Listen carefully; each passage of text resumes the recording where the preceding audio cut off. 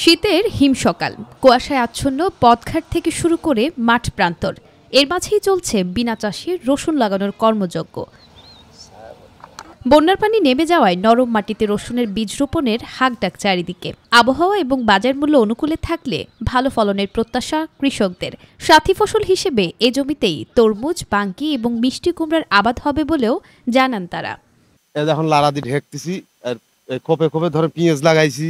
এই পেঁয়াজ হবে বেড, এই পেঁয়াজের খোপে খোপে হবে তরমুজের বেড। যদি আবার দাম টাম ভালো থাকে তাহলে তো কৃষকরা লাভবান। হাত পা ভালো থাকলে খাটি খালি তার অভাব নাই, অভাব দূর তার। মাঠে কাজ করলে একটু আয় উন্নতি হবে, এর জন্য ছালপাল থুয়ে মাঠে কাজ করিবার আসে। নাদর সৈয়দপুরের মেয়েরা অনেক এখন স্বাবলম্বী। বাজার মূল্যের উপর চাষিদের ভাগ্য অনেকটাই নির্ভরশীল উল্লেখ করে এবছরে বীজ রসুনের দাম মন প্রতি 4 থেকে 5 হাজার টাকা বৃদ্ধি পাওয়ায় অনেকটাই হিমশিম খাচ্ছেন বলে জানান চাষিরা। বাজার মূল্যায়ন বর্তমানে আছে, সে অনুযায়ী হলে কৃষকটা কিছুটা লাভবান হয়। কাজ করার জন্য লোক লিয়া হয়েছে 500 টাকা, 550 টাকা, এবার 700 টাকা করে। বিনা চাষে রসুনের আবাদ এ অঞ্চলের মানুষের জীবনমানে পরিবর্তন আনার পাশাপাশি অর্থনৈতিক সমৃদ্ধির দ্বার উন্মোচন করেছে বলে জানান উপজেলা কৃষি অফিসার। পাশাপাশি উৎপাদন খরচ কিছুটা বাড়লেও বাজারে এর তেমন প্রভাব পড়বে না বলে আশ্বস্ত করেন তিনি।